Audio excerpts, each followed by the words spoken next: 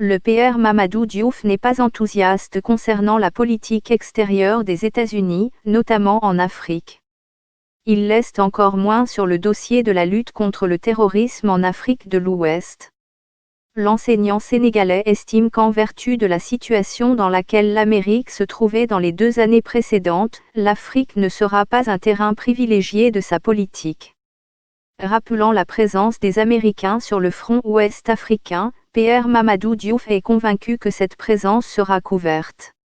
Je pense que cette présence sera beaucoup plus une présence couverte et ce qui est très clair, c'est que dans la situation dans laquelle l'Amérique se trouvait dans les 2 années, l'Afrique ne sera pas un terrain privilégié de la politique américaine, a-t-il annoncé. Pour ce professeur d'histoire, la raison est à chercher dans la perte de crédibilité du pays de l'oncle Sam sur le continent africain. Par conséquent, l'un des dossiers les plus importants sur lequel l'Amérique de Biden va s'atteler est d'essayer de récupérer une partie de la crédibilité perdue. Comme pour l'Afrique, il y a une perte de crédibilité, et aussi une demande de l'Amérique qui sera une demande pour essayer de récupérer une partie de la crédibilité perdue, explique PR Diouf. Le PR Mamadou Diouf a aussi souligné que Joe Biden ne va pas réagir par rapport à la démarche de Trump, qui avait annoncé la réduction des effectifs militaires du dispositif AFRICOM, de lutte contre le terrorisme en Afrique de l'Est. Il va plutôt réagir par rapport à ce qui a été réalisé par Trump et par le président Obama, dit-il.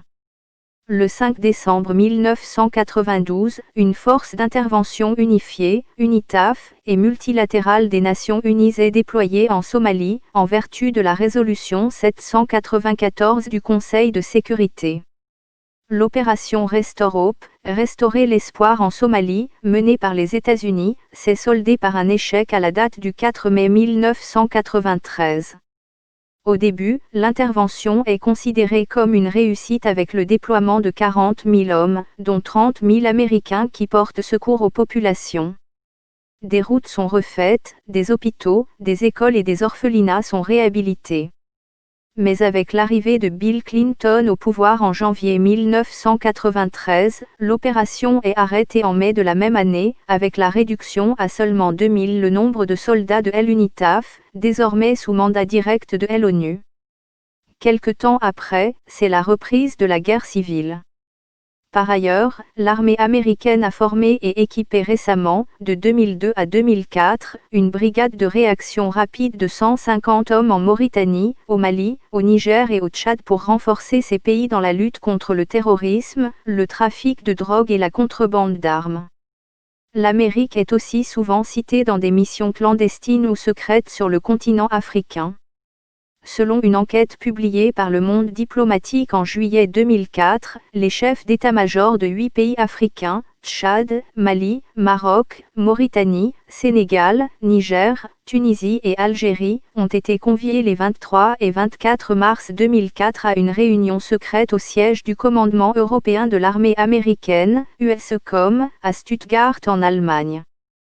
La rencontre, dont les travaux sont restés secrets, concernait la coopération militaire dans la lutte globale contre le terrorisme, nous révèle le journal. Cette rencontre, dit-il, traitait du Sahel, zone tampon entre le Maghreb et l'Afrique noire, entre les zones pétrolières du Nord et celles du Golfe de Guinée. Outre la visite fréquente de plusieurs secrétaires d'État américains sur le continent, des présidents comme George W. Bush ont également visité l'Afrique, Sénégal, Afrique du Sud, Nigeria, Ouganda et Botswana en juillet 2003. En 2004, dans son programme d'assistance militaire aux pays du Sahel, révèle le média français, les États-Unis débloquent plus de 2,5 milliards FCFA, 6,5 millions de dollars, pour aider le Mali, la Mauritanie, le Tchad et le Niger à venir à bout de la contrebande, les criminels internationaux et les mouvements terroristes.